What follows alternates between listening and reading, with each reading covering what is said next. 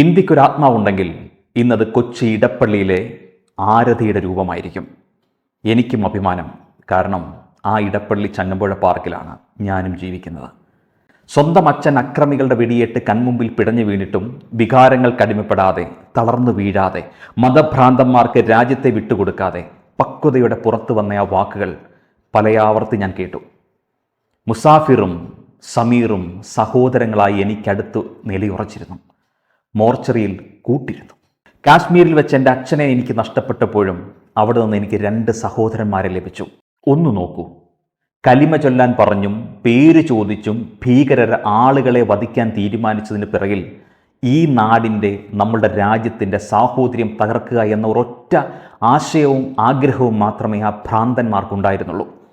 വെടിയുണ്ടകൾക്ക് മുമ്പിലും ആരതിയും മുസാഫിറും സമീറിനെയും പോലെയുള്ള മനുഷ്യർ അതിനെ പ്രതിരോധിക്കുന്നു എന്നതാണ് അഭിമാനിക്കേണ്ടത്. ആ കാഴ്ച എത്ര നിരാശയുള്ളതാണെങ്കിലും നമ്മുടെ ഹൃദയം കുളിർപ്പിക്കും. സ്കൂളിൽ പഠിച്ചിരുന്ന കാലത്ത് പലവട്ടം ചൊല്ലിയ പ്രതിജ്ഞ ഒരിക്കൽ കൂടി വൈകാരികമായി മനസ്സിലേക്ക് കടന്നു വരികയാണ്. ഇന്ത്യ എൻ്റെ രാജ്യമാണ്. എല്ലാ ഇന്ത്യക്കാരും എൻ്റെ സഹോദരീ സഹോദരന്മാരാണ്. ആ വാക്കുകൾ ഇനി ഞാൻ കേൾക്കുമ്പോൾ ആരതിയുടെ മുഖം മനസ്സിൽ തെളിയും. നാം പ്രത്യേകിച്ച് കേരളീയർ വിദ്യാഭ്യാസമുള്ളവരാണ്.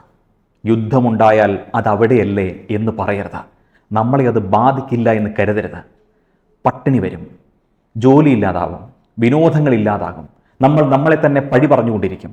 ചിരിച്ച മുഖങ്ങളുണ്ടാവില്ല. രോഗങ്ങൾ മനസ്സിനെയും ശരീരത്തെയും കീഴ്പ്പെടുത്തിയിട്ടുണ്ടാവും.